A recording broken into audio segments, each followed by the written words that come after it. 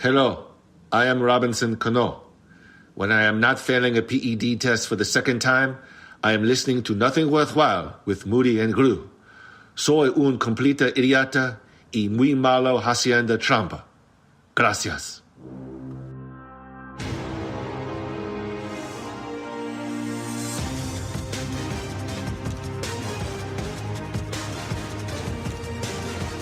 Nothing Worthwhile, the recognized symbol of excellence in crappy podcasting.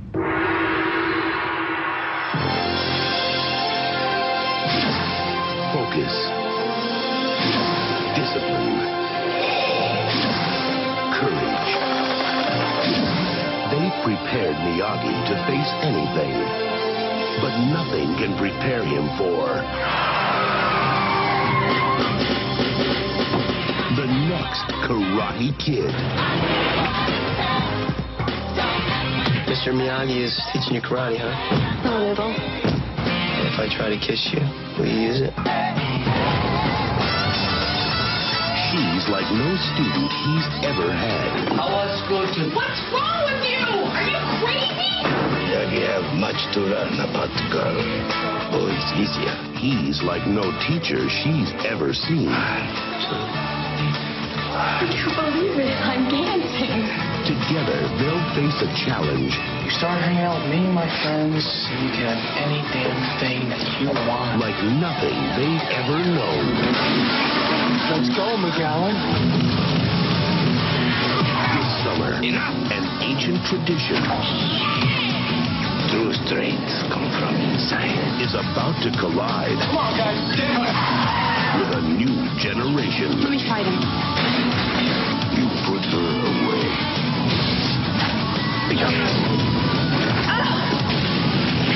No teach that kind of stuff, girls, Jim.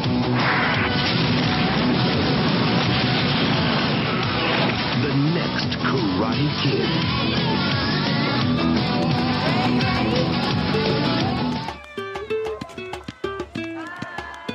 I feel like we're on a quest to start a new life. Welcome to Beijing. Look at that, Dre. Beverly Hills. We always talked about living there. Yeah, but I think we're talking about the other one, Mom.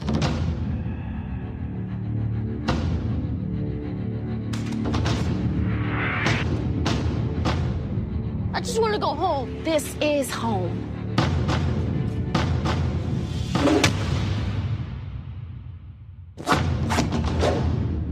The only way to stop them is to face them. I will teach you. Nice. Take off your jacket. Take it down. Put it on. You ready? Take it off. I already did. Jacket off. Let's go! Yeah. Strike! Pick up your jacket! Focus! 10% luck, 20% skill, 15% concentrated power of will, 5% pleasure, 50% pain, and 100% reason to remember the name.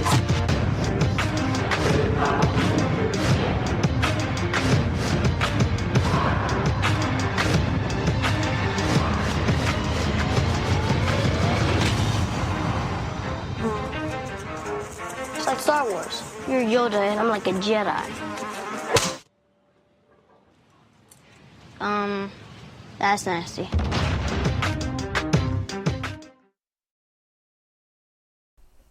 Hi, I'm paid celebrity endorser Evan Moody for Miyagi Therapy.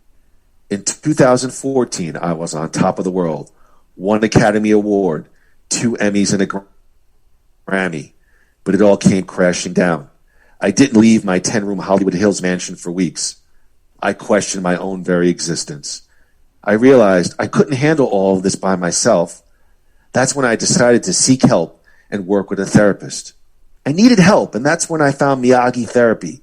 In this time of COVID, I could speak to my therapist in a relaxed manner, virtually over the computer. As a matter of fact, let's take a listen at some of my recent Miyagi Therapy sessions.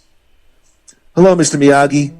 I just found out yesterday that I was switched at birth. I've never even met my true birth parents, and everything I ever known has been a complete lie. Just remember, license never replace ear, eye, and brain. Huh? And how about this one? Hello, Mr. Miyagi. Oh my God, I'm so glad to see you. My obsessive compulsive disorder has got me gripped with anxiety. I wash my hands repetitively until they bleed. I can't even make it out of the house. Never put passion in front of principle. Even if win, you lose. Sir, I do appreciate that, but I don't even know how that applies to my situation. Not everything is a seam. And just one more. Mr. Miyagi, oh my God, I just found out that my wife of 30 years is cheating on me with our personal trainer. He's 30 years younger than me, and my wife is moving out today. She's taking all my kids and all my possessions. Oh my God, I don't even know what to do about me. Okay, lose to opponent. Must not lose to fear. Fear? What the fuck are you talking about? I'm paying you $300 an hour for this shit. I ought to smack you. That Miyagi dream.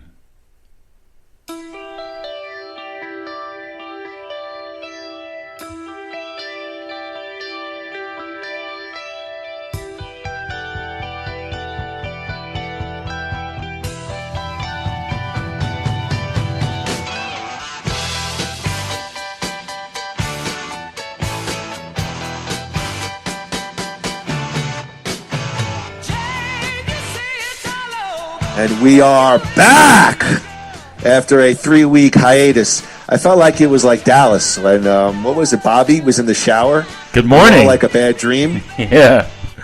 Good morning, Pam. That was Pam. Yeah, the dream season, yeah. Yeah, you're a huge, well, I'm a big Dallas fan. Dallas fan back in the day. I'm a very big Dallas fan. Well, but that's not what we're doing here today, is it? No, it's not a dream sequence. Again, the name of our show is indeed Nothing Worthwhile. Actually, since we've been off the air, we're no longer America's #1 bicoastal podcast featuring two annoying Jews. We slipped down to number 4.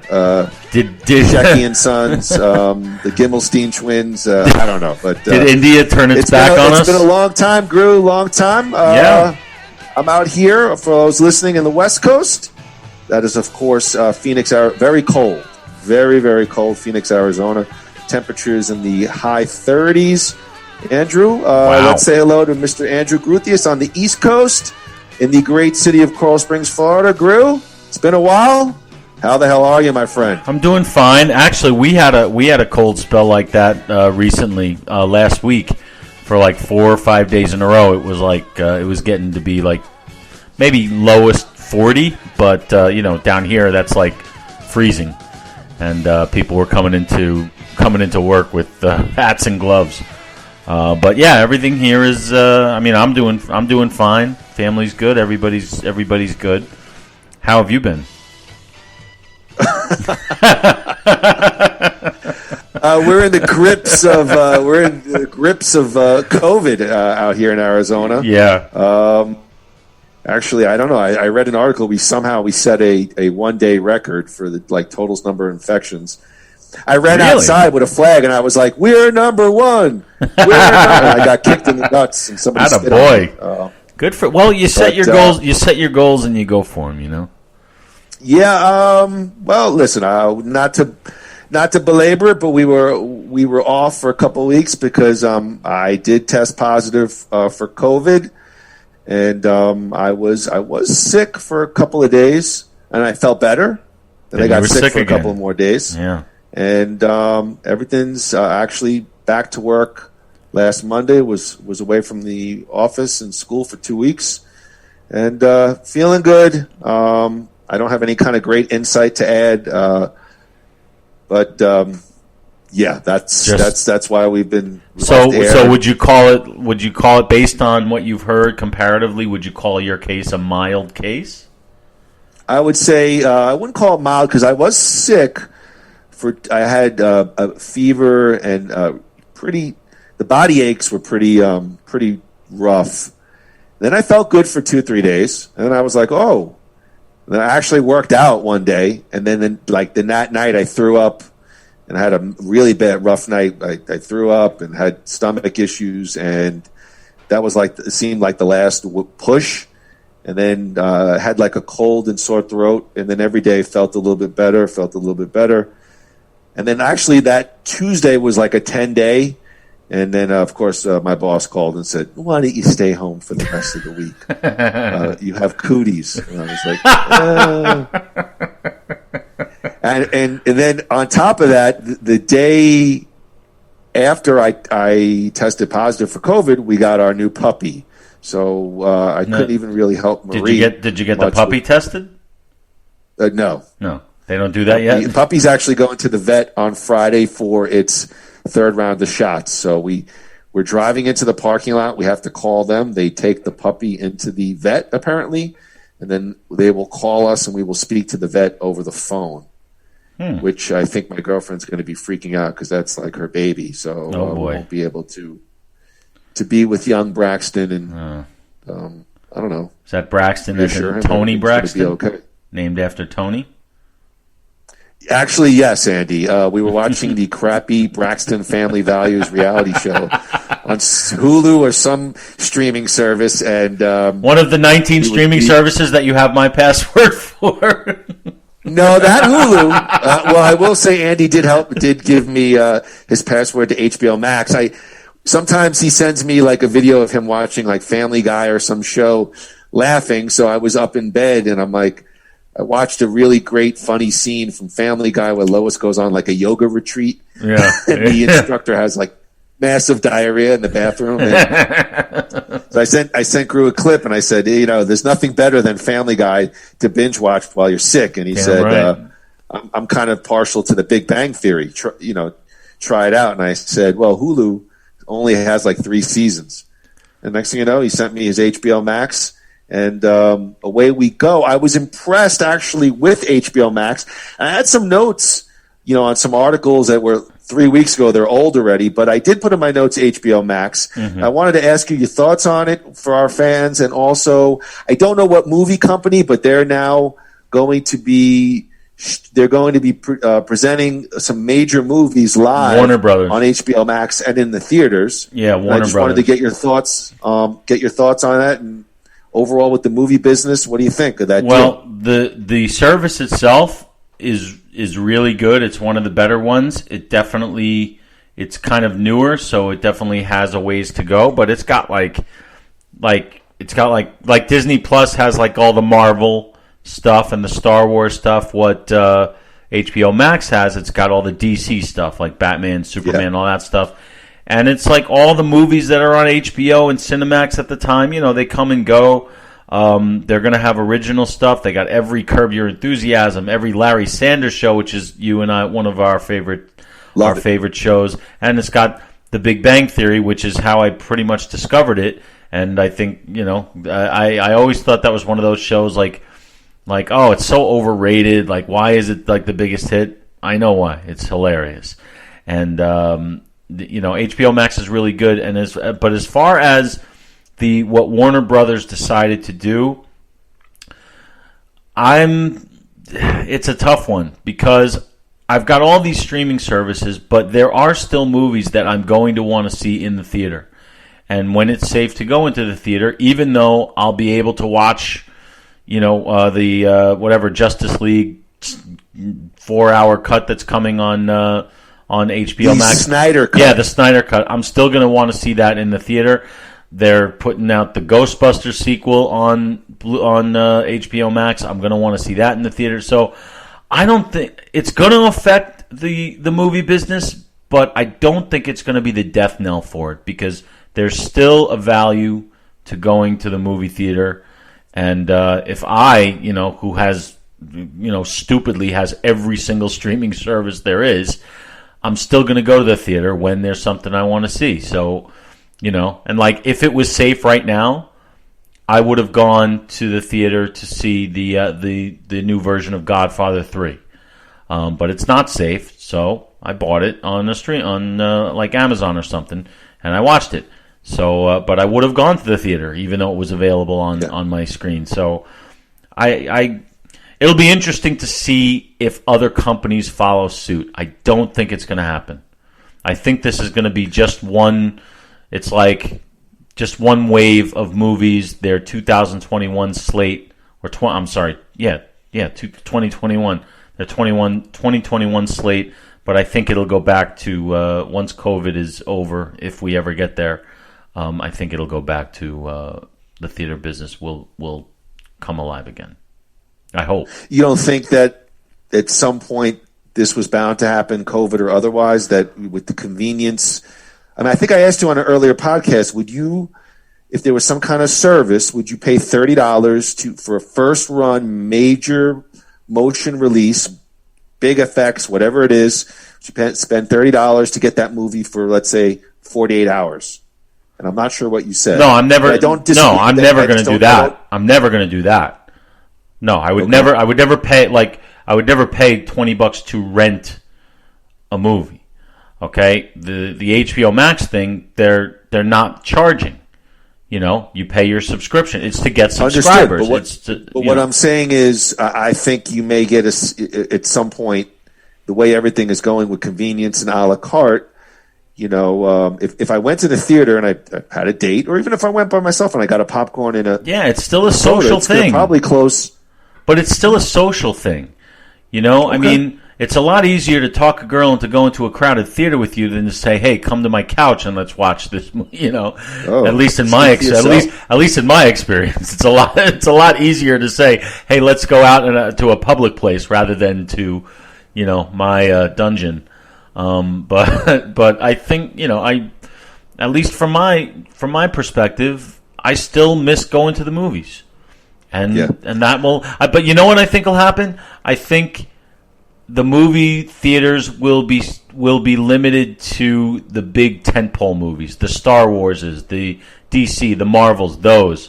No one's gonna line up out the door to see a little independent movie when they can watch it on their screen at home. Isn't that kind of the situation anyway? Yes and no. It's still evolving. But, there's still, like I said, there's still that novelty, you're not going to Cinemark to see Shakespeare in Love. You're going Cinemark to see... I wouldn't go to Chuck E. Cheese to see you know Shakespeare what I mean. in Love. Come on. Yeah. Don't be silly. You know what I mean. Yeah, but that'll be the test, the rom-coms. That'll be the test. Are people gonna go to see the When Harry Met Sally's? Are they gonna go to the movies to see that, or are those the ones that they'll say, why go to the theater? Let's just watch it here. The ones that they're gonna want to see, the ones that I think they're gonna want to see on the big screen are the ones with the super surround sound and the space adventures. The Rambos, the Rockies, the Schwarzenegger tournament, whatever. I'm naming everything that's never gonna happen again, but those kind of things. The ones where going to a movie is an experience rather than just watching it. So I think that's where it'll go. But you know what? We'll see. It's going to be very interesting to see what happens. Everything is up in the air, including the movie business, as Tom Cruise made clear in his rant. Did you hear that? I didn't hear the rant. I've heard different shows talking about it. I don't really. I'd have to hear it. I don't really. I get it, but again, it to me it comes off. Again, I haven't heard it, but again, to me it comes across as entitled A-lister, screaming at people. But I haven't. I mean, you'll hear it, but just quickly, there's nothing that he says that is wrong, but it's definitely staged. It was definitely made to leak out and for people to talk about. That's what benefit? What benefit would that be to anyone? What? You're saying it was leaked. I mean, it's to him. Leaked, to him, so. It's good. It's good left wing press for him. Oh my Lord! That's what I think. Okay, I think you'll agree when you hear it. It's not like the Christian Bale thing.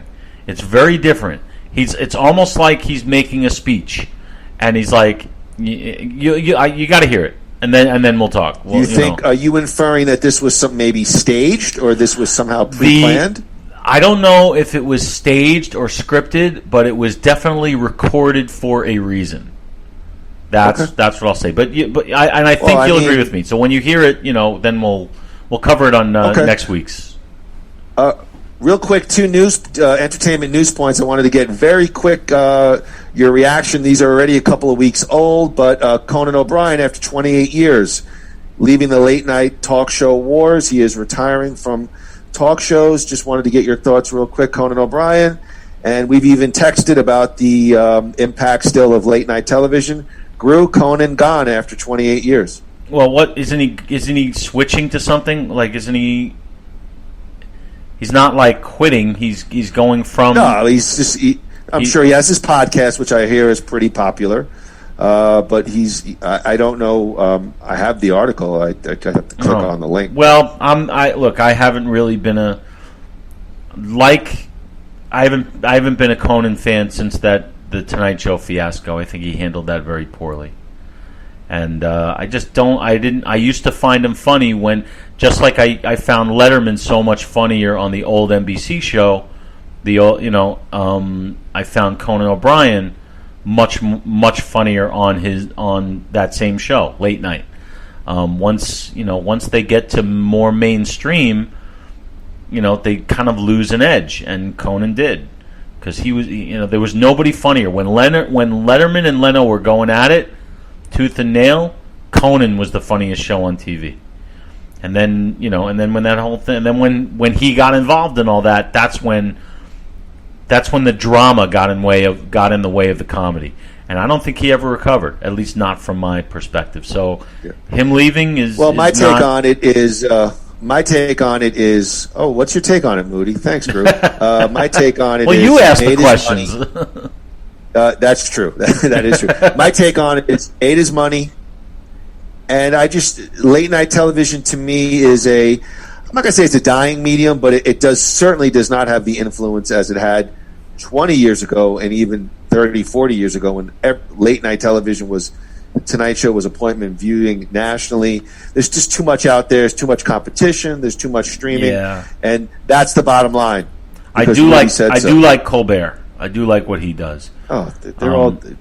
I mean, but that's fine. But I could not tell you the last time somebody came into work and went, "Did you see on Fallon? Did you see on Colbert?" Nobody does that anymore. Right. And that's true.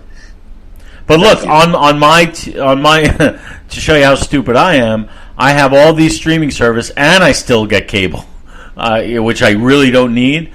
But there's a channel that actually shows old Johnny Carson episodes, and I don't really watch them habitually, but every now and then I'll look at one, and I see a guy who more often than not is just having a laugh riot fest with his friends. And with his showbiz friends, and that's funny. And then I turn on Jimmy Fallon, and I'm watching him interview Bruce Springsteen, and I'm like, oh my God, this is like, it's like I could do this. I could sit there and kiss Bruce's ass for 5.5 minutes and just say, oh my God, this is so amazing, you're amazing, I love you, I love you, I love it. Like, it's just not what it was. The late night landscape is not and could never be what it was back when it mattered. And that's the key point. It'll never be, because today's climate, two people can't really have an open and honest, funny discussion. True. Two people can't have an open, honest, and dare I say even edgy discussion, because if you cross some line, you say something that offends a certain group or something like that, there's really almost today no coming back for it. Yeah, so people are apologizing for things they did 20 years ago. Didn't Fallon have to apologize for appearing in blackface in a sketch on Saturday Night Live, which he hasn't been on in like 15 years? He portrayed Chris Rock, and it was funny, and I don't know. I don't know if I could even say much about it. I didn't see the outcry. But that's the world we live in, and this is the world we live in. It's a land of confusion. No, I hate it. Really is a land of confusion. Yeah. One other thing I want to touch upon: Michael J. Fox has announced essentially a second retirement due to declining health. This came out a couple of weeks ago. We were going to discuss. I have it on my notes. I just thought I'd throw it to you real quick. Michael J. Fox looks like he's done with entertainment. Andrew, that to me is very. It's sad. Michael J. Fox was a part of our childhood. Really, I mean, he was our guy. I mean, I think you watched Family Ties. I watched Family Ties. We loved Family Ties. Yeah, we saw Teen Wolf and the Back to the Future movies, and and he's just Michael J. Fox was a household name for every kid, every teenager in America. Girls loved him, guys wanted to be him, and and to see his decline is very. But he's done it all. So it's like it's not like he's not dying. He's just not going to act anymore. Acting is we just did it for 35 seconds and we're exhausted. On that the Miyagi therapy.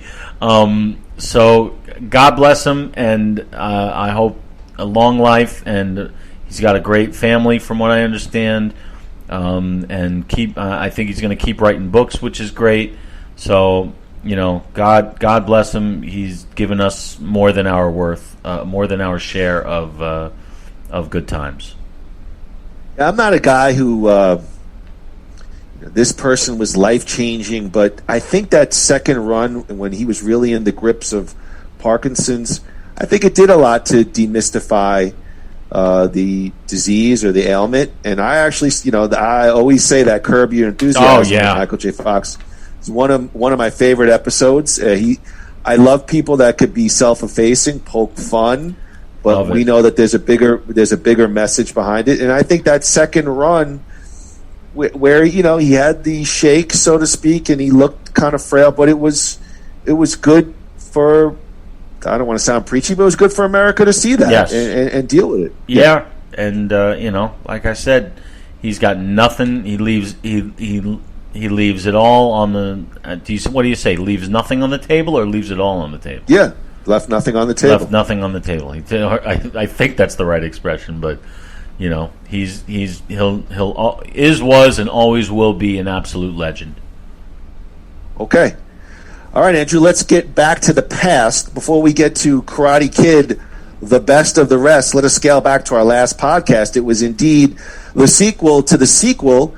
It was Karate Kid Part 3. It was a fun one with lots of spirited debate. Groo, we discussed the following in regards to the Karate Kid Part 3, casting of the third film, production of Karate Kid Part 3, highlighting the two big additions to the Kid franchise, actors Robin Lively and Thomas Ian Griffith, the stupendous, wonderful, over-the-top plot of Karate Kid Part 3, commercial critical reaction to the film, and we even talked about, is Kid Part 3 the best or the worst of the franchise so far? Groo, despite having more holes than a chunk of Swiss cheese, there was a lot of enjoyable elements to the movie. I enjoyed this turn and a deeper look into the relation between Daniel and Mr. Miyagi. Groo loved the over-the-top portrayal of Terry Silver by Thomas Ian Griffith. While we both enjoyed the movie, there was a realization that it was probably not a high-quality film. I enjoyed it, but really, for me, I felt like I was more tolerating it, while I think it's fair to say that Groo enjoyed the ridiculous over-the-topness of the movie. Andrew, let's get to it. Oh, here we go. Groo, the viewer email came in fast and quick, and it was charged up. Groo, you know it. Are you ready? It's time for Viewer Mail. Letters. We got your letters. We got your letters every day. Mailman Ding Dong, give me a letter today.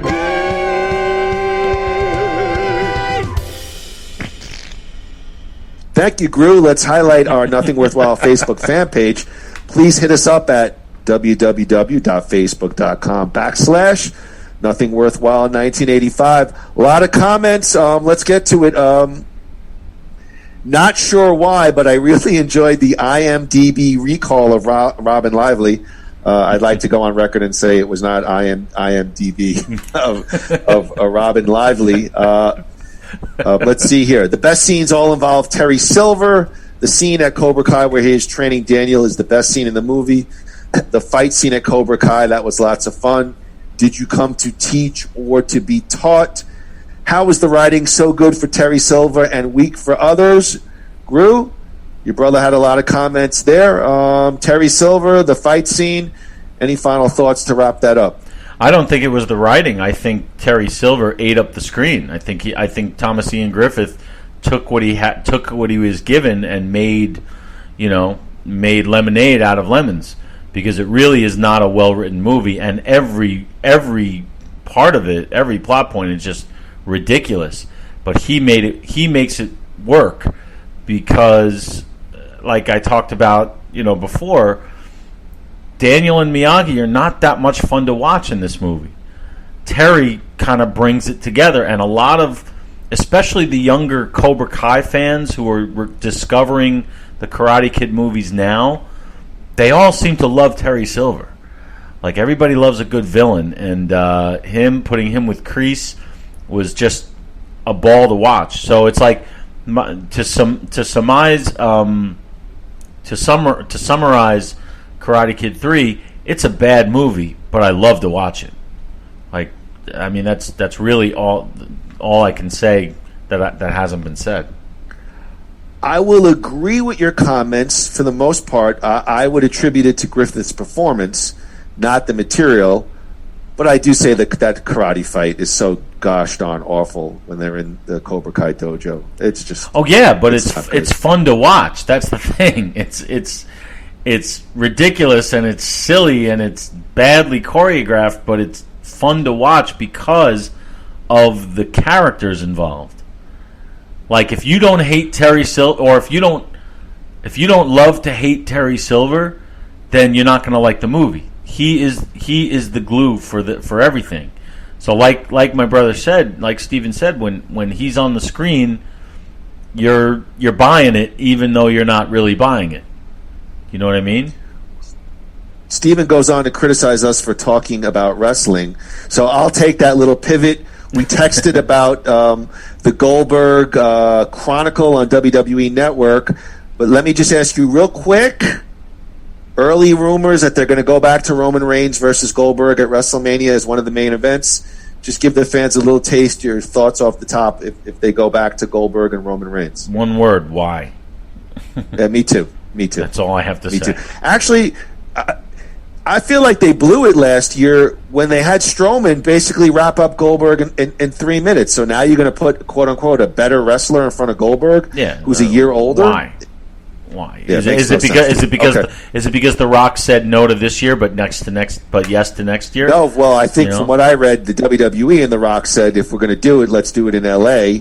And I don't know. I actually have no interest in seeing Roman Reigns versus Goldberg. But me neither. They'll probably go to it because apparently Vince is a fan of and thinks Goldberg's money, which he is. May or may not be seen. No, he is. All right. He is money, but we don't like it. Okay. I agree about not liking Daniel for certain parts of the movie, just plain stupid to spend his college money on the bonsai store. Plus, the way he's training, stops for water while running with Jessica. I think he's invading Mr. Miyagi's space as buying the store, even though they live together. Response to the fan comments there. Yeah, he's kind of obnoxious in this one. I never, and again, we talked about it, I never saw Daniel as annoying in this film. Goody two-shoes, preachy perhaps, but I never found him to be annoying even in Karate Kid 3. Maybe annoying is the wrong word, just like you want to just shake him and say, what the fuck are you doing? But as I said in the last podcast, he's going into college. We know he's probably 50 when he's filming the movie, but there was a really likable elements to his performance. He knows he's doing the wrong thing. He says in the movie, I can't believe I'm doing this. I can't believe I'm training with this guy. And that part, I've felt the same way. Like, I've made conscious bad decisions. And that actually, for a movie the plot points are so stupidly ridiculous. That's why it doesn't, because by then, the whole thing is so ridiculous, you buy nothing. He has literally nothing to gain by fighting in this tournament. And my question is, how can somebody be going into college and still be under 18? We talked about it. It is possible, because I was. It is. All right. Okay. Fair enough. But either way, and the shortcuts that the movie takes with, now he doesn't have to fight anybody except in the finals. That's a cop out. Just to keep things moving. It's just like, it's lazy movie making. They just needed a reason to get him into another adventure, and a revenge story with Kreese and Silver. The story doesn't work. It's just the only thing you're looking for is something fresh, and that's what Thomas Ian Griffith brings to it: freshness. Groo, we both got criticized. Apparently, we have said that The Karate Kid is a stroke of genius. We are asked, what makes it so genius? I love it. It's a classic, but I do not think it's a genius. What's so genius about it? That they didn't make the hero perfect. They recognized his flaws. They didn't make the villain a super villain. It was a real teenage angst story that could happen in any town, in any state, in any country in the world, and it was so real. And there was just something beautiful and special about the relationship he had with Mr. Miyagi. How is it genius? Everybody knows the name Mr. Miyagi. That's just to create that character alone is a work of genius. And when I say genius, I mean it's a team effort. It's the writing, it's the casting, it's the directing, it's the music, it's everything rolled into one. It is a work of absolute genius that you walk away from it absolutely feeling like $1 million, maybe with even some tears in your eyes. Still to this day, every now and then when I watch it, I get a little verklempt because it is so good. When you see something so good, that's what genius is. It's something bigger than life. And that's what that movie is. It's become legendary. So yes, that's we did. I think, I don't know if it was a top 5 or top 10 movie podcast. I really thought about movies that moved me when I left the theater, and I was like, wow, I don't want to sound again douchey, but I'm changed. And Karate Kid, I remember. Of course, I was young, but I walked out of that theater, and I'm doing the crane pose, and it just hard for me to sort of encompass or summarize in a couple of sentences. You did a great job, but I walked out of that theater and I knew I saw something special. And I think it's fair to say it was a stroke of genius. Yes. I always say this about sports with teams. It's so hard to win. It's a combination of drafting and salary and when you hit on a movie like that. Groo, you were in the movie business. More often than not, they're flops. And when you get that one time where the casting and the direction and everything sort of just hits, it's a wonderful thing. And so I do think it's a fair thing to say Karate Kid was a stroke of genius. Yeah, yes. And my brother and I, we always talk about, we have our list of perfect movies, and what we mean by that is not necessarily our favorite movies ever, but movies that you would not change a thing. Every single second of screen time means something. The Karate Kid is one of those. You don't want to change one thing about it. There's literally no moment in that movie that I would film differently or write differently or act differently. It's perfect in that way. That's genius. Just like, another one that I think of sometimes is City Slickers. Okay, regardless of what you think of it, to me, that's another perfect movie that I wouldn't change a thing. To me, to create one of those kind of movies is genius. That's why The Karate Kid is genius, because there's no flaws. You know which one is for me? Uh-oh. What? The James Cameron helmed Piranha 2. Did He didn't direct that, did he? Really? Yes, I listened to Sternthology on the way home. It was his interview. Wow. That was like his first big break. That's what these guys have to do, like the guy who did Shawshank Redemption. Before that, like his break was he directed a remake of The Blob. Like that's seriously, that's how they pay their dues, man. That's what they got to do. Last question, why didn't Barnes punch Daniel while he was doing all those hand motions at the end? Why was he hesitant? That was when Daniel was doing his kata, and any thoughts? Because the script said not to. That's what I wrote. I wrote, why? Because it's a fucking movie. Nothing makes sense here. Yeah. It's a not well done movie. And to put a cap on it, in no world would Daniel beat that guy. The movie made that guy into someone who could not be beaten by someone like Daniel. You could believe that Daniel beat Johnny in the first one the way he did, okay? But this guy was just ridiculous, Yeah, like you said, Daniel got absolutely not 1 ounce of offense in it. Zero until the very end. And that's, and you're not, and the same thing happens.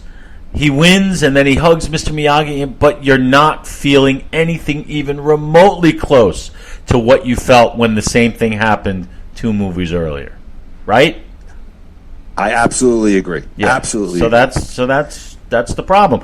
And like the way, like if you compare it to like the Rockies, difference for whatever reason, every time Rocky wins in the end, you feel like you won with him. And you believe it, and you love it, and you're emotional. It just because the shit works, and here it just didn't. But it's still fun to watch. I still enjoy watching it. I don't know why. I actually agree with that because there are Rocky movies that I don't like Rocky 4, but when he wins, I get up and I cheer just like everybody else. Yeah.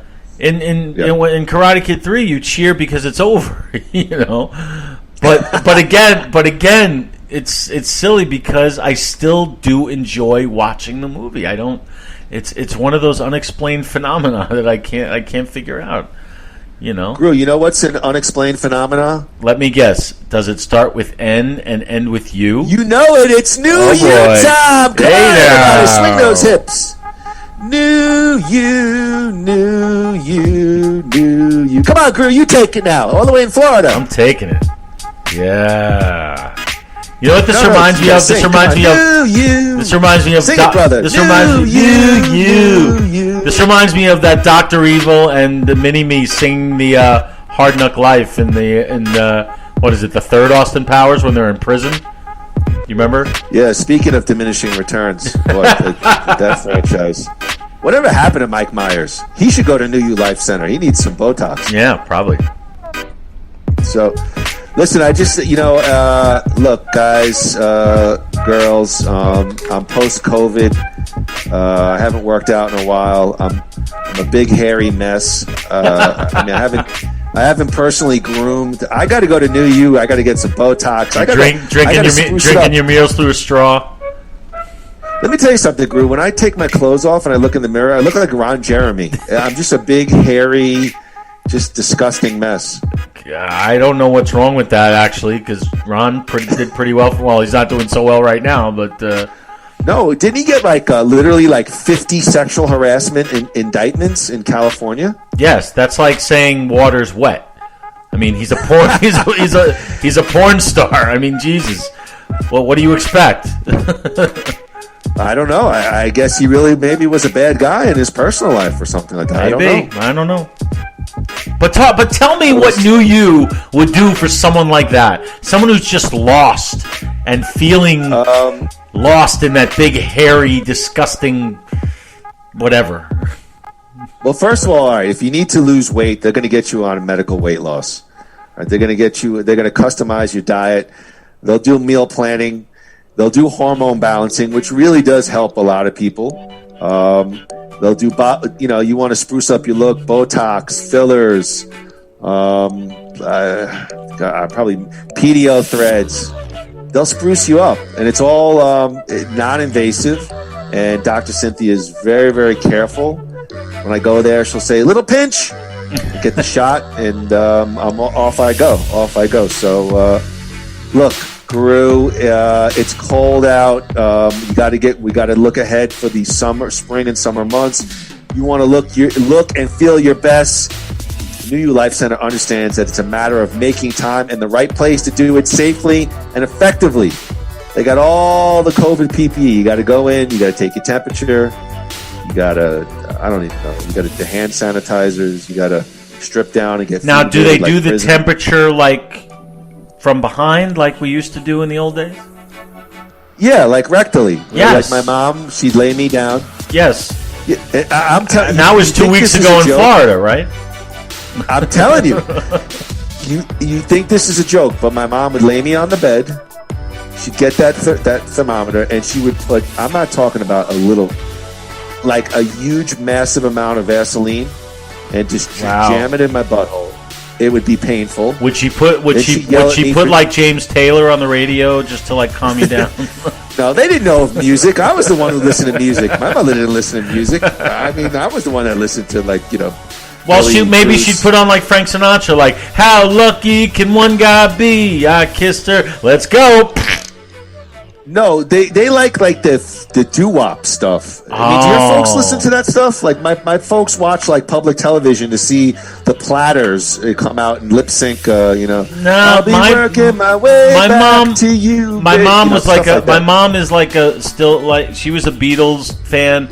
My dad was never into rock and roll. He liked the standards. He liked Sinatra, Tony Bennett, Streisand. He liked show tunes. You know, still does. He plays them on the piano all the time. So he wasn't a rock and roll guy. My mom limited, although they do like Billy Joel, but they pretty much limited it to themselves to the Beatles and stop there.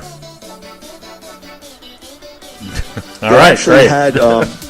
No, they had Billy Joel was on the Beatles channel. They did an interview with him. Really? I caught it maybe a day or two ago. It was pretty interesting. Did he say what happens when you die? No, he talked about the Beatles influence, and they talked about how I guess the Beatles had 12 albums and Billy Joel had 12 albums. But how would New You Life Center help a guy like Billy Joel? Billy Joel needs a lot of help. Yeah. Billy Joel is in a funk for sure. Yeah.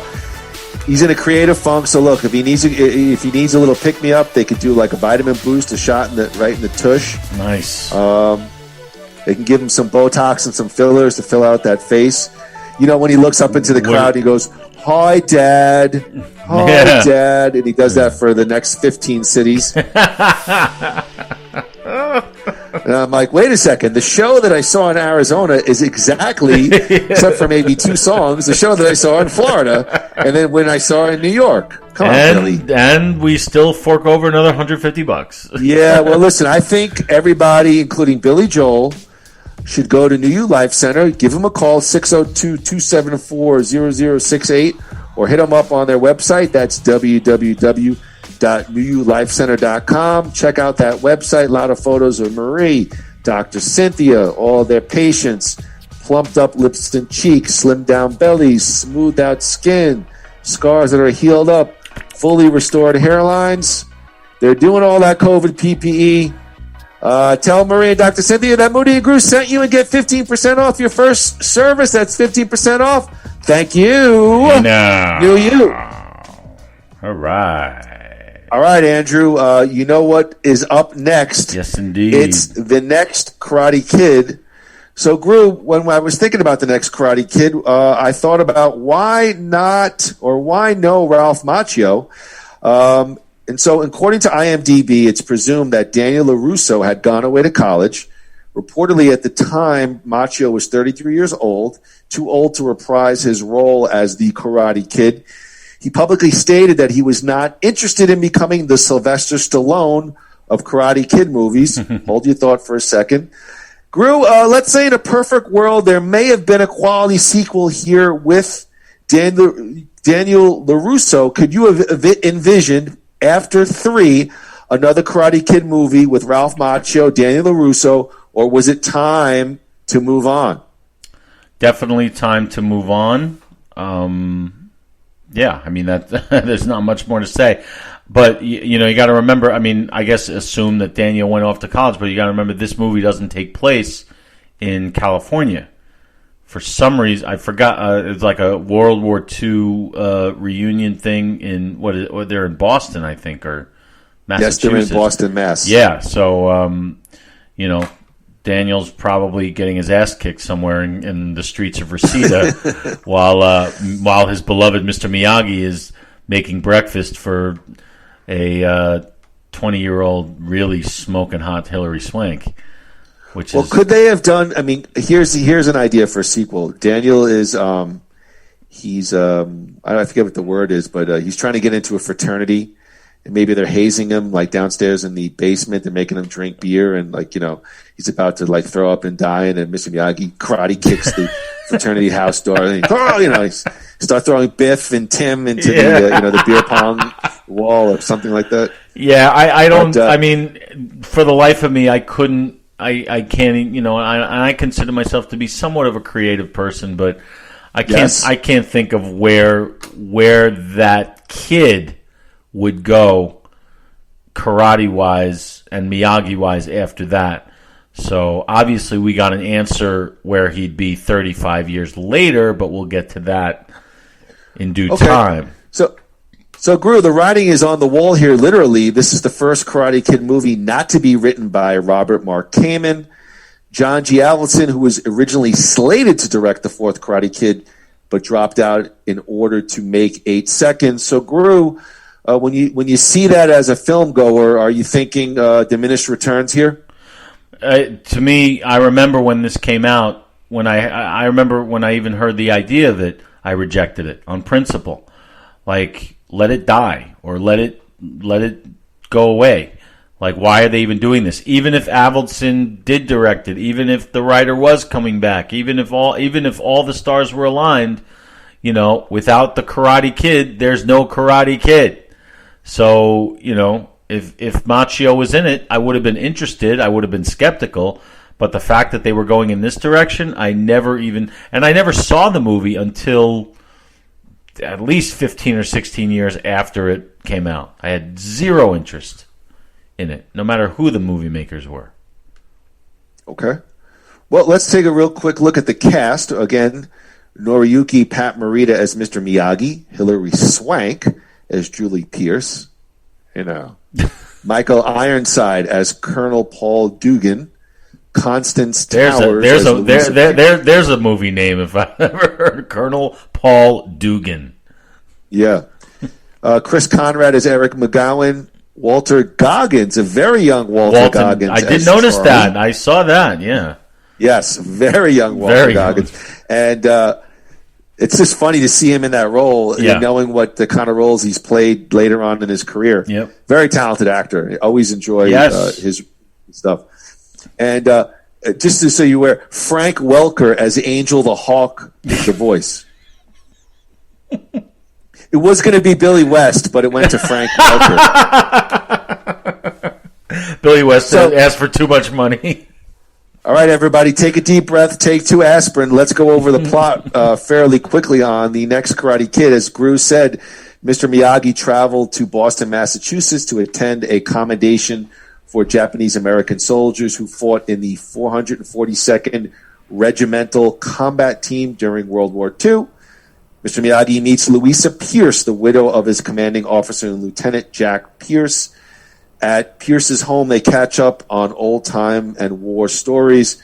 And I think one of the things I wrote right off the top, Groo, it's kind of like a somber tone when the movie opens. There's no montage. Right. It looks like it's not going to be a happy film. Well, I mean, it's. I guess. I mean, it actually starts very syrupy to me. Like with the birds flying and the marching band, they're already there. Like it is kind of upbeat. It's almost too upbeat. There's no stakes, and it's just like, and there is room for a Miyagi story. You know, like if you were telling me that they were going to make a movie about just Miyagi, you know, I mean, this obviously reeks of we couldn't get Machio, but we're going to make the movie anyway. So let's insert. Oh, we'll go with a girl. And we'll find the 90210 now girl. You know, I think that's what she was on at the time. And it's just, I didn't find it to be downbeat at all. I found it to be different, and that doesn't have to be a bad thing. But in this case, it didn't work from the get go. You could tell that the production value was way down. Oh, absolutely. Yeah. It almost looks like a television movie. Yes, when it opens. That's exactly what it looks like. Okay. Well, Groo, Miyagi is introduced to Pierce's granddaughter, Julie, who's a high school teen struggling with anger issues due to her parents' death in a car accident. She's a bad girl, Andy. She says hi to Miyagi and just moves on. And, of course, the grandmother starts airing out all the dirty laundry about the granddaughter right in front of Miyagi and the kid. So she should at that point. I remember when I saw it, years later. I wanted. I don't know if you'll get this or anybody else will get this, but at that time during that scene, I wanted literally Rick Moranis to come onto the screen in his dark helmet and turn and be like, "Everybody got that?" Like the exposition joke. Remember from Spaceballs when he's like, when we capture the princess, then we kidnap her and we extort the air from there, blah, blah, blah, blah, blah, blah. And then Moranis turns to the camera and he's like, you got that? Like, that's what I was waiting for. Like, okay, here's where this stranger's going to come and explain the entire plot to us. Yeah, I just was shocked that any normal adult would always probably try to bring that behind closed doors and to just all of a sudden you haven't seen some, war colleague of your deceased husband for years, and then all of a sudden you just start, my granddaughter. It's a movie trick. It's weak writing. It's exposition just to get us into the plot, and they do that actually a little bit, and we'll touch on that. They do that in the Karate Kid remake in a couple spots, which bothered me, and we'll get to that. But yeah, that's all this is. Because once the grandmother does this, and then she leaves and she's gone for the whole movie, right? Yes. So, yeah, the person who told us everything we needed to know. Okay, done my job. Here, sign the check. All right, I'm out of here. Have fun, guys. Okay, so you bring up a great point. So before we get to that, she goes at night on top of the school. There's an injured hawk. It kind of has a dirty Band-Aid on its wing, so we know it's injured. Insert joke. Thank you. But Groo's right. Miyagi all of a sudden basically says, you go to my house, I'll watch your struggling granddaughter. And I felt like it was the most laughable plot point ever in a movie. And creepy as grandmother and granddaughter are estranged, so long-lost, solemn Asian friend takes care of tough girl. And he what does he do? He offers to make peace by cooking her a tempura and sushi dinner. Yeah. Give me some realism. I mean, you just met this family and you're like, oh, you go stay at my house. I'll watch your kid. Yeah. I mean, I don't need to say anything. Well, that's what it is. Thank you, Andy. Way to fill in those missing holes on this podcast. Are we wasting our time just breaking down this ridiculous movie? We go to school, and Julie, Hilary Swank, meets and befriends Eric McGowan, who is a teenage security guard in training in a pledge for the shady school security fraternity, the Alpha Elite, which I said looks like a prepubescent version of the Expendables. Yes. Expendables. Yes, those guys in the when he's training them on the soccer field or the football field, whatever it is. Yeah, it's like a really aggressive safety patrol. It's really weird. I don't even know. And then, Hilary Swank walks around in a very nice belly shirt, which I did enjoy. They're not shy about showing those things sticking out of the thing and the and I had to before I had to look it up to see how old she was when she was making this movie. And God. How old was she? 20. So I feel better. Well, that's pretty young. No, but I was hoping that I wasn't staring at the breasts of a 16-year-old girl, because Well, wait a second. that would be wrong. Because I thought when you said sticking out, I thought you meant her arms. Yeah, that's exactly what you thought. No, she was 20 when she made it, so that's why they weren't shy about showing her in her bra, and of course that they need that sitcom moment when Miyagi walks in on. Well, I got to be honest changing. with you. You did say that Machio chunked up for Kid 3. I mean, and he showed a lot of some male breast meat in that movie as well. Well, quite honestly. Yeah, a little bit. Actually, they said the reason why Ralph Macchio couldn't be in the next Karate Kid, he was busy on the treadmill. Actually, he was. Well, where was he at that point? I know he had done My Cousin Vinny. This was 94, I think. I believe it was 94. Yeah, so he had already done My Cousin Vinny a couple of years earlier, and then he disappeared for a while. Like, I don't remember seeing much of him until Beer League. Absolutely, yeah. So there was there wasn't much and he of a was reason. great in Beer League. He was. There wasn't, and he's a terrific actor. He's always he always gives it his all. But like, I see no reason why he couldn't have just said, you know what, I got nothing else going on. Let's just go back to the well, But I guess he's got integrity, unlike us. Well, Groo, we meet Michael Ironside as Colonel Paul Dugan, who's the local ROTC commander, who clearly has more power than the school principal. Clearly. This ROTC group, the security group, they're taught to enforce the school rules, mostly by using physical force, as taught by Paul Dugan. And again, we have the scene where Miyagi walks over to the overly macho teen leader who's espousing a violent philosophy, being Michael Ironside's character. He beats up Eric. By the way, the actors who play these high school kids, they look like they're 30. Yeah. They look way too old. And the guy is like, literally, he's jacked. These kids are huge. Yep. Very muscular. The toughest and strongest and most aggressive student is the short fuse Ned Randall, who I said looks like a very jacked Ben Stiller. Ned Randall. Wait, Yes. that's his character's name? Ned Randall, yes. Nothing yes, says yes. tough guy, badass like Ned. Well, of course, Ned makes unwanted sexual advances on Julie. Julie confronts Eric and asks him if he will tell on Angel, the Hawk. He refuses to answer, so he stays in his car and goes off. Eric promises Julie he will not tell anyone about the Hawk. Miyagi walks in at the house, and we get a bra shot of the house. Yoo-hoo! And of course, Miyagi feigns embarrassment and the libido of young teens. Yeah, this like to what? Look, I'm all for Hillary Swank in a bra, but this is as sitcom-y as it gets. And to see, actually, I'm going to stop here because this is my biggest issue with this movie is that they turned Miyagi into a caricature. They took an Academy Award nominated character and made him into a cartoon with that wasn't part of the Karate Kid actual cartoon.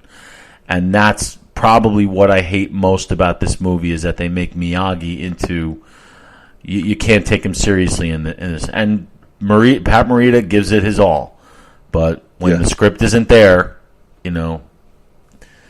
he I guess he couldn't pull off a Thomas Ian Griffith, Well, the karate piece comes in because Julie survives almost being hit by a car by jumping into what we call apparently a tiger position. And didn't she know some karate before all this? Yes. Yeah, of course. They all do. They all do, right? Yeah. She reveals that she was taught karate by her father, who learned from her grandfather, who apparently was Miyagi's student. Eventually, See right there.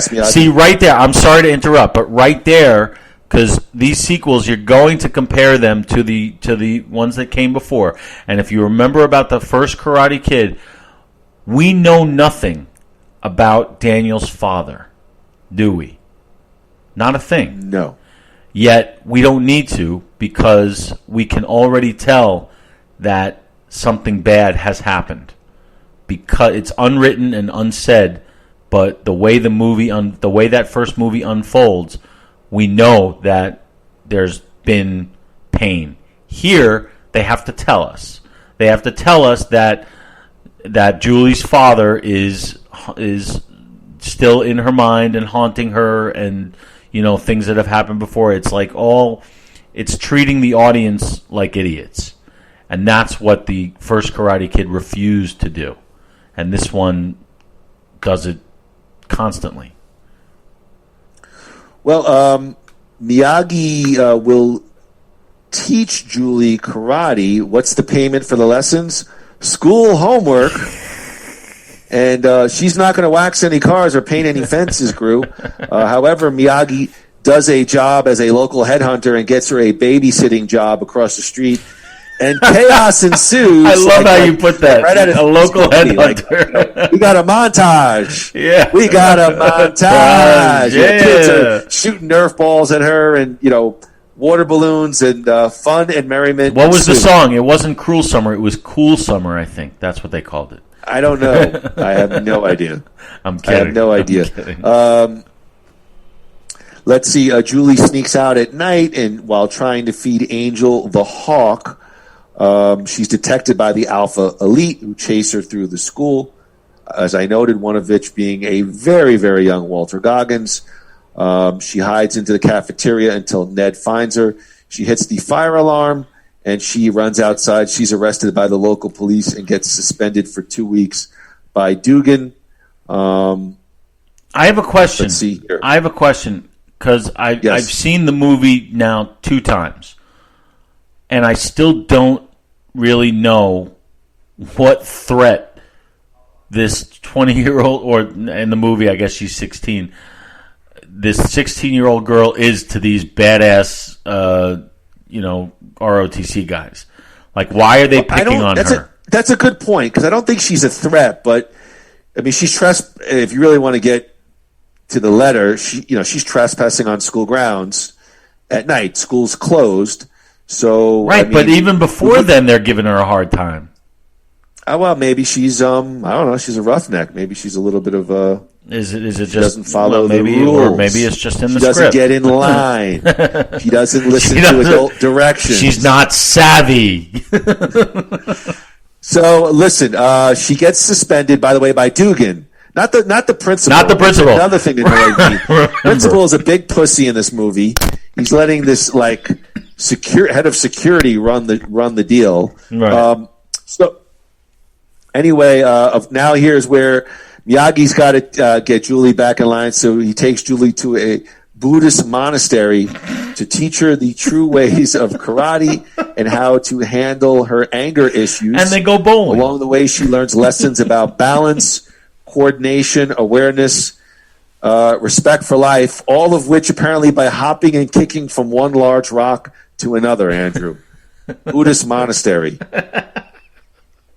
Sorry, I remember this. Along the way, she'll save a hawk, but she'll apparently kill a cockroach. She's shunned by the monastery for her egregious actions. Miyagi goes on a long diatribe about respecting nature and all life. of a sudden these monks start talking. Yeah, well, it's the new green movement. Apparently, she killed a cockroach, and now she's being shunned like she's like Exxon. Yeah, exactly. Well, she listens. She saves the grasshopper, Groo, and presents it to the monks. Thank God. Who now approve of her. And I guess now she's ready for Miyagi's unorthodox training, which focuses on all of her senses. She befriends several of the monks, and then they have apparently a line dance to the Cranberries song "Dreams." Yep. Which I wanted to use to open and us to do it's like a cute scene, but I'm like, it's so ridiculous. And one of the monks looks like a guy I've seen in like 8 or 9 movies. Those the chubby. Yeah, I know who you're talking about. I didn't look him up. But I know who you're talking about. When do they go bowling? So the monks host a birthday party for her. They give her a cake, and we have a scene in which Mr. Miyagi catches an arrow in mid-flight in a demonstration of what is apparently called Zen archery. And Andrew, I wrote, and I want to throw it to you, in probably one of the least believable scenes of all time, an old man is going to grab an arrow in mid-flight. Who wrote this shit? Evidently the same guy who wrote Ernest Saves Christmas. Because that I'm picturing like Jim Varney in the Miyagi role right now. That's what this is to me. If I'm reading this on paper, I'm like I'm just constantly saying what? Yeah. And so then the monks apparently go with Miyagi and Julie back to Boston, and then we have a wacky scene in which they go to the local bowling alley, and they're sort of confronted by sort of like a bunch of rednecks, but by the end of the night, they're all pals bowling, and everyone's getting along. And I have a bone to pick with this scene because, as you know, I am, as of last Wednesday, I am a Tri-County Bowling Championship coach. Okay, we won congratulations. Miami-Dade, Broward, and Palm Beach. My team, I'm the head varsity bowling coach at my beloved school, and I am a champion. So I saw something that really bothered me in this movie. There is a moment where the monk puts the ball in the gutter and magically makes it come out of the gutter and bowls a strike. That's a very touching scene, isn't it? Magical, right? You remember? Yes. That's an illegal shot. That's a gutter ball. Once the ball is in the gutter, even if it pops out and hits a pin, it's still a 0. So this movie is fake news. Right, but you know that monks have special powers like elves and fairies, and yes. They can control bowling balls with their powers minds. Or no powers, as I said, even if once the ball's in the gutter, okay, even if it comes out and hits the pins, it's still a gutter ball. Legally. Those are the bowling rules. I'm sorry to burst your bubble. Well, but okay. that monk did not bowl a strike. And I want it fixed. In the director's cut, I want it fixed. Well, Groo, even more ridiculousness. Upon returning back to school, Julie discovers that Angel was found by Ned, who reported her to animal control. Miyagi assists Julie in releasing the bird back to the wild, but he's not going to fly away right away because his wing is still injured. Oh. So what does Mr. Miyagi do? Does he do this? Got it, Andy. Pain suppression and from the first film, and voila. He flies away. Angel is fine. I think the ASPCA would have a problem with that, but we won't go with. We won't go there. I hope he washed his hands after that scene. Probably really not. Do. Probably not. So we got the school prom. Miyagi teaches Julie how to dance and purchases her a dress. I mean, this guy is really going out of his way for a complete stranger. Was there a line in there where she said, "Where'd she learn how to dance?" Father teach? I don't think so. That would have worked there. I don't know. That would have worked there. She did say, where's your hands? And he said, in between two pillows. Those aren't pillows. Those are look, there's a big schmaz. Speaking of pillows, she was looking good in that prom dress. I'm in trouble. Alpha Elite bungee jump into the prom because that's what most security forces do at a high school prom. They smash Eric. He's now with on the good side. They smash his car windows, and the principal's okay with all this, right? What's that? The principal's okay with all this, right? Apparently, they fight at the docks. Is this the principal from Porky's? Remember the principal from Porky's? I got it. I have it. It's been a long time since I've seen that. All right, we'll go. Then I'll save that one. I do remember when they go to the docks, it looked like a scene out of The Warriors. Like it was like that. I don't know, like that dry ice mist. It was just. It looked so gimmicky. You're absolutely maybe like right. it was out of like a Genesis or a Eric Clapton late '80s music video. Well, we know that they severely beat Eric, who's saved by Julie and Miyagi, and Ned tries to grab Julie, but she challenges him to a fight. She holds her own using the karate that she has learned. Even when Ned throws sand in her face, Julie defeats Ned and absolutely torches him with a front kick and turns her back on him. And of course, then Dugan bullies the rest of the group to continue to fight, but they refuse. Miyagi challenges Dugan to a fight and wins in what I've called the least interesting final fight of all time, leaving the Alpha Elite disappointed in their instructor. A quick callback to Karate Kid 2 with a blow of breath to the face. And of course, the film ends with now Angel flying freely above the water, a la Mutual of Omaha. And thus ends the surgical procedure that it's is like the next strangely new age karate, the next Karate Kid, perhaps in a weird way. Maybe, but I guess my biggest problem with this movie, and there are a lot of them, but my biggest one is there's not one single original idea in the whole thing.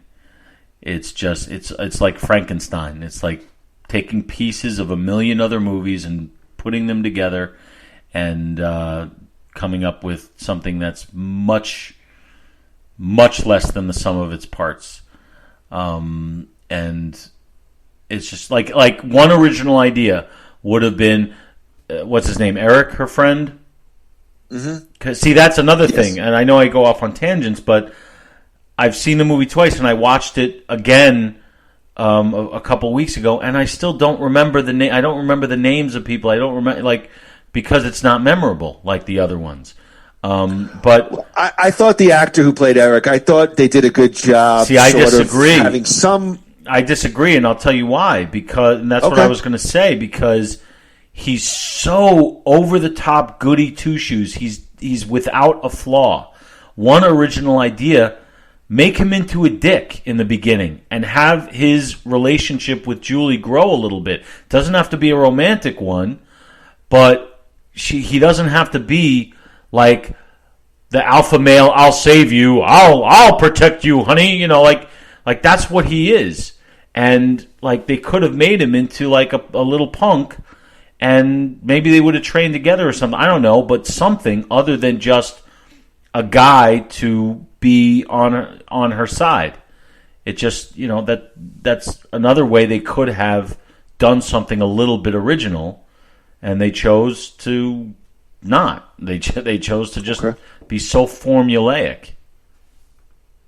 Well, Groo, the next Karate Kid was, of course, critically panned, although many critics praise Hilary Swank, and it's still considered to be one of her breakout performance roles. Groo, you want to give a guess to Rotten Tomatoes? What percentage they gave the reviews based on 27 reviews?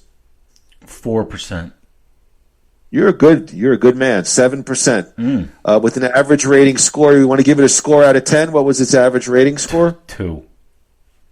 3.74. The website's critical consensus reads, "The next Karate Kid is noteworthy for giving audiences the chance to see a pre-Oscars Hilary Swank, but other than a typically solid performance from Pat Morita, this unnecessary fourth installment in the franchise has very little to offer." Metacritic, you want to give it out of 100? What was the score? 18. 36 out of 100 What? based on 12 critics. Oh, my God. Indicating generally unfavorable reviews. Audiences polled by CinemaScore. On an A to F scale, audiences gave the next Karate Kid what? I'll say a D. I give it an F, but it's probably a D.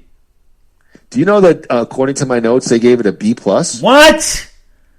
Doesn't the audiences usually give it a little higher than the critics? It depends what it is. Like if it's a movie that critics are designed to hate, like a Rambo movie, yes. But if it's like a Goodfellas, or like a movie is a great movie, usually the critics will be a little bit higher than the audience. So for this one, I guess for this one, I'm only surprised because I know, number one, I only know one other person in the world who's seen this movie, and that's you. But I can't imagine a world in which people actually like this movie.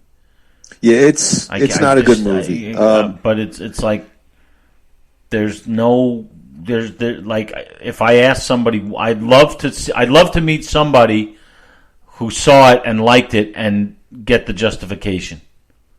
Like I'm going to look for one of those. There must have been a couple positive reviews because otherwise it would have had a 0 rating. So I'm actually going to look up a positive review. I want to see what they liked about it and see what the hell did I miss? You know, Groo, commercially, the next Karate Kid was by some margin the least successful movie of the series. Do you have the budget? Domestic box office. I want to try and guess. Domestic box office gross. Do you have the budget or no? Hold on. All right, I will guess. No, I don't. All right, so I will guess. I will guess that it made $14 million. You're good. You're in the ballpark. $8.9 million. Wow, I was too generous. Compared to $90.8 million for the original Karate Kid, $115.1 million for Part 2, $38.9 million for Part 3. So, Groo, any final depressing thoughts on the next Karate Kid? Hilary Swank's nipples are the only thing that Thank you, and may God have mercy on your soul. that I enjoyed about this Groo, movie. there is one more. Is that? I mean, look, we know I'm a pervert, but that's not wrong. She was 20. I can say that. That's right. Yeah. Hey, listen. Look at me like I'm a creep. I already know that, but I mean. I was going to say if there's grass, play ball, but hey, you said that. I didn't say that.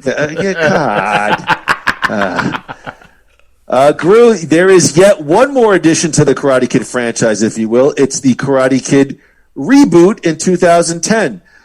Andrew, when you first heard the Karate Kid movie itself was going to be rebooted, what did you think? What you thought, and why? No, and no. And the only and one of the reasons was because when they announced that it was going that's what they were doing, they also announced that it was a Will Smith thing and that his son Jaden Smith was going to be doing it, and like so the idea of remaking the Karate Kid was I couldn't even fathom, why they would do that other than a cash grab, and then to make it a Smith family whatever thing, that makes it even worse. But then I was a little encouraged by the casting of Jackie Chan. I said, okay, here's a chance for, it's almost like casting Pat Morita. Pat Morita was basically known as kind of a comic actor, and then he gets this serious role and he really hits a home run with it. Jackie Chan has always been kind of a goofy, karate guy right. or martial arts guy. So the idea of him doing this type of role, that's the only thing that interested me about this. Other than that, I was like, why? Have you ever seen Rumble in the Bronx? Yes, I saw it in the movie theater. Actually, I saw it in the movie theater with my brother. It's a fun movie. I enjoyed that movie. I mean, it's yeah. His style is that always appealed to me, but I knew that this wasn't going to be that. But I like it when they do that. I like when these comic guys are challenged by a role like this. So that I was looking forward to. But other than that, I was like, why do they have to do this? Well, if I may interject, when I heard it, I just thought, why? Was there a clamor? I mean, sometimes you get a buzz on social media. Hey, this might be something cool. I'll give you my thoughts on the film later, but just the pure notion of they're rebooting Karate Kid. Sometimes you don't have to go back there again. It's one too many times is enough. Yes, 100%. I agree totally. And I mean, my thoughts, I can't really say it without giving away my thoughts on the movie. So well, please don't. Let's move forward. All right, Groo, development, November 10th, 2008, Variety reported that a work on a Karate Kid remake had begun. Variety stated that the new film, to be produced by Will Smith, as Andrew said, had been refashioned as a star vehicle for his son Jaden Smith, and that it would, quote unquote, borrow elements from the original plot, wherein a bullied youth learns to stand up for himself with the help of an eccentric mentor. So I asked the question on my notes, do you consider Mr. Miyagi to be an eccentric mentor? No. Not at all. I didn't think so either. Not at all. Okay. He was a pain from the outside looking in. He's a painfully normal guy. You know, I never saw him as eccentric. Yeah, there's nothing eccentric about him. There's nothing that he does that surprises us other than his training method. But eccentric is not the word. But there was always a means to an end. That's why I never saw him as eccentric. Right. There was a reason why Daniel painted the fence. There was he had clear reasoning behind it. Okay, so he's sitting there trying to catch a fly with chopsticks. Big fucking deal. You know, I mean, that might be a little weird. That's not eccentric. It's not eccentric. I do that every day. On June 22nd, 2009, Jackie Chan told a crowd in Los Angeles' Chinatown that he was leaving for Beijing to film the remake as Jaden Smith's teacher. Despite maintaining the original Karate Kid title, Groo, the 2010 remake does not feature karate at all. Its focus is from Okinawa, Japan, but the main character learns Kung Fu in China. Jackie Chan later went on to say that the film cast members generally refer to the film unofficially as the Kung Fu Kid, and that he believed the film would only be called the Karate Kid in America and would be called the Kung Fu Kid in China. This held true in China, where the film is titled The Kung Fu Dream.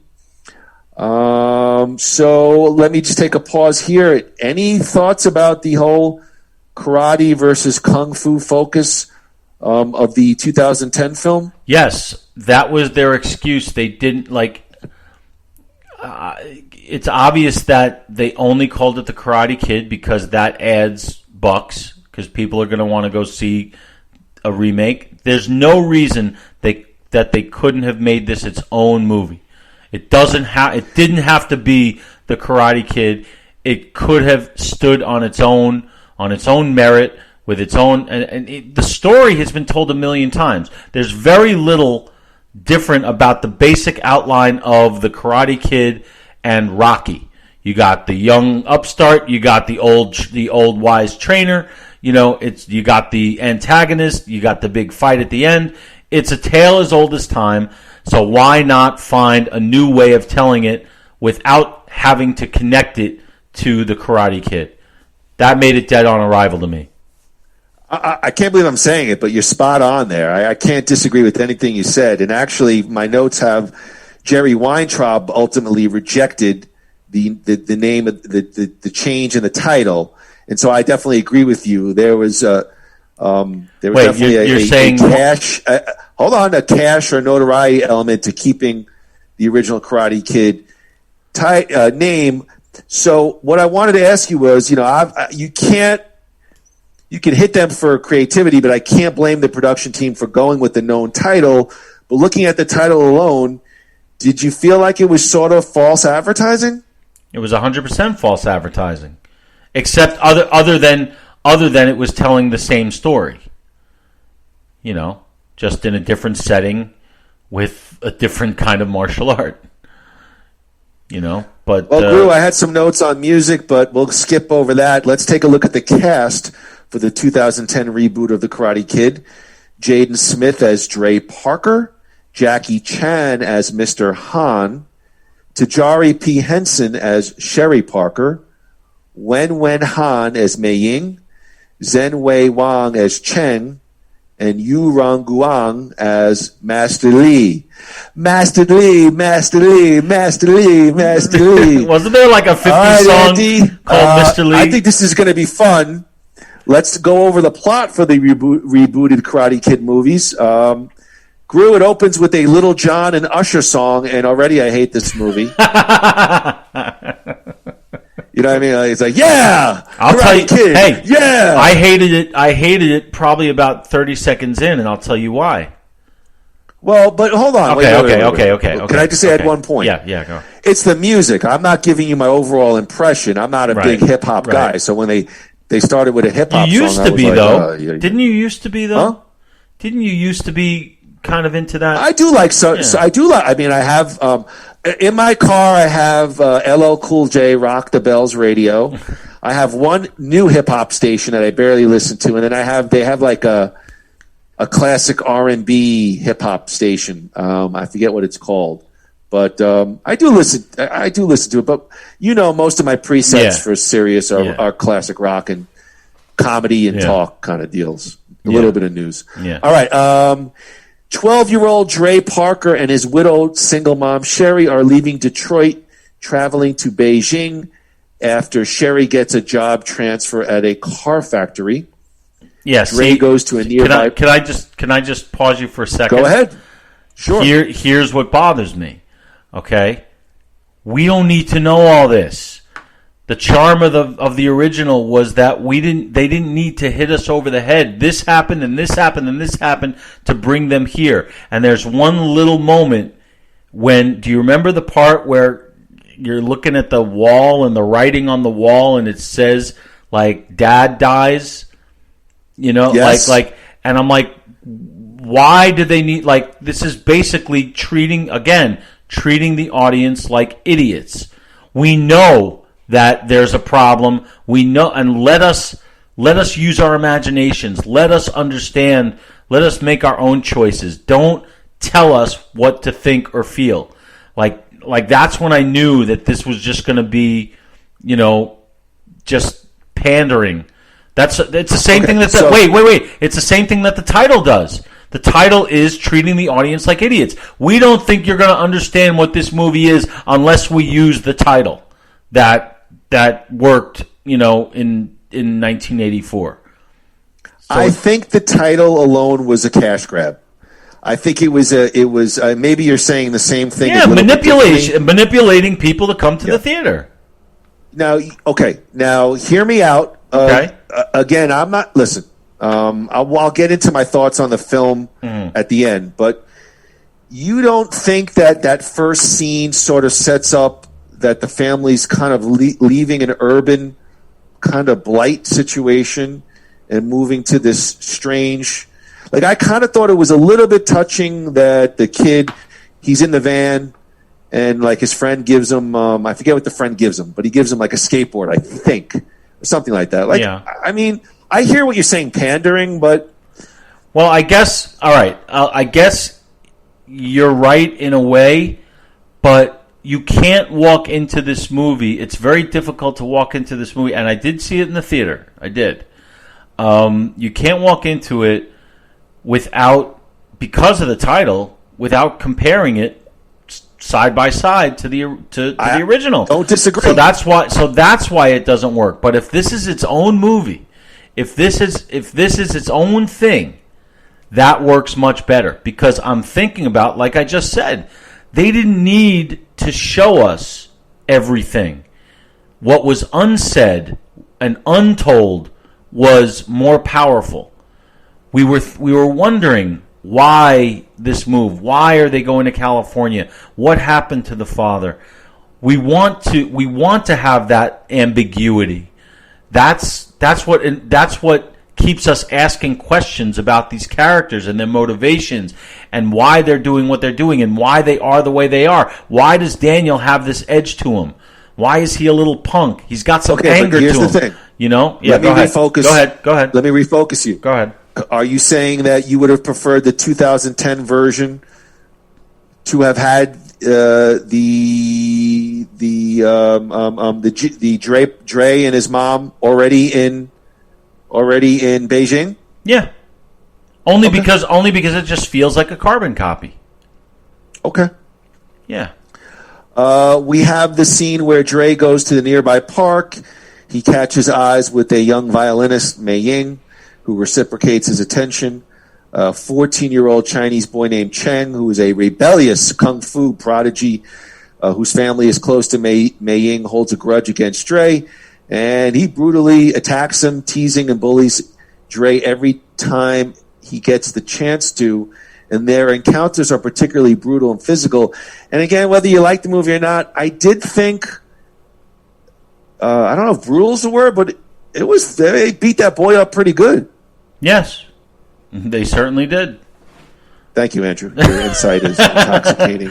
Well, they did, and but by then, and I admit it, and when I rewatched it recently, I felt the same way. By then, I was already out of it. I was already not. All right. Well, then look. Here's my thing. I'm just going to go to it.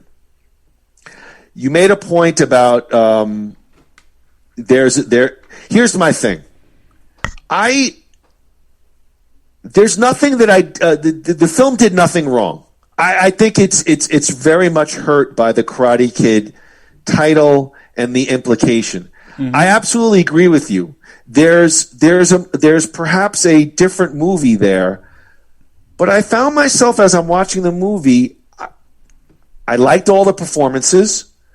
I thought Jaden Smith was good.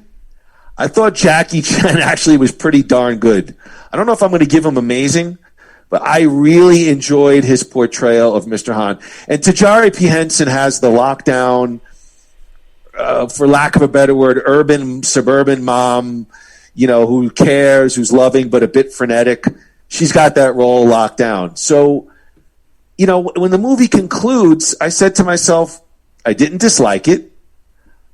Enjoyed it to a level. It does not, the Karate Kid stuff. No, there are some stuff I'll criticize about the movie, but I think ultimately it was hurt by the Karate Kid title and the implication. I didn't think it was a terrible, the next Karate Kid's a bad movie. Yes. It has no budget.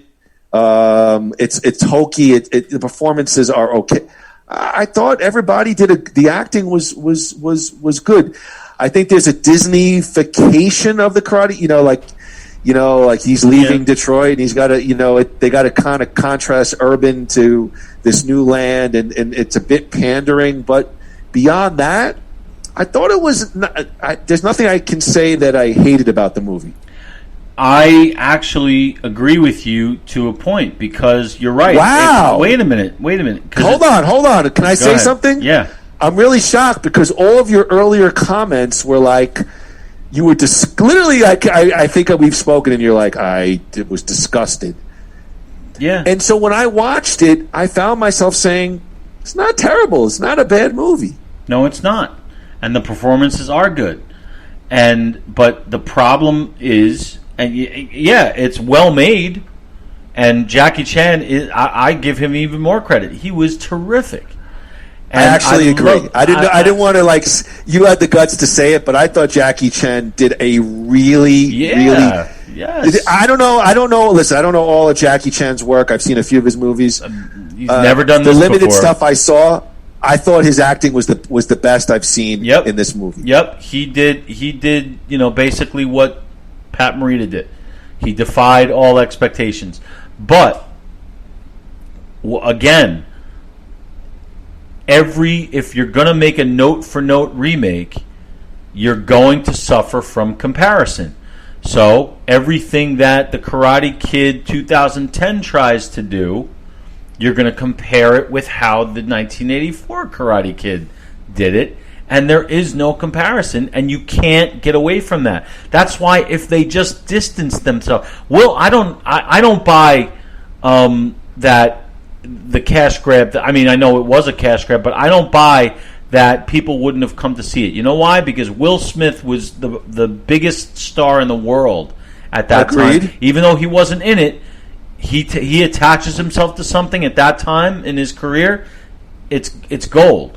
So you don't need these tricks, these manipulative tricks, to get people to walk in the theater. But if you're going to say, okay, this is a remake of the Karate Kid, then guess what? It's going to be compared as such, and comparatively, they do everything that they try to do that the original did. They do it badly, comparatively. But if it's a completely different thing, a different movie, they do it fine. That stuff with the jacket, it works. When not compared with wax on, wax off. All right, so let me give you where I thought it was a little hokey. I actually thought that jacket thing was hokey. It's no different. Right. It's a note for that's no different than the original. And I'm sorry to interrupt, but one of the biggest moments in movie folklore is that scene in the original when the audience and Daniel realize that he's been training this whole time. That novelty is gone with this one. Right. It's that turning point, which was a huge turning point in the original, that's all gone. So I don't. Right. So I actually go back on what I said. I said it worked. You know what? You're right. It doesn't. Why did they? They should have just abandoned it. They should have just said, okay, you know what? We're not going to be able to recreate this and surprise the audience. So let's either come up with something different or just stick to straight kung fu training. So I guess going into viewing, I thought I was going to see a piece of horse crap, and I did not think. I got to be fair. I did not think that. First of all, I think the movie is it's a gorgeous movie. It's well shot. Yes. Well directed. The acting is great. Hokey, fire cupping, Mr. Miyagi's, these kind of things. I didn't like the. I was mystified by the whole Mr. Han with his family death. That was forced. He's crashing his car. He does it I forget what it was. Once a year. Like I didn't like. I know tortured people, and I know of families that have had major tragedy, but it just didn't. I've never known anyone to do that. It came across. Yeah, and they're going with that same trope from the first one. How he lost his wife and son. Why not make him somebody who never had a family?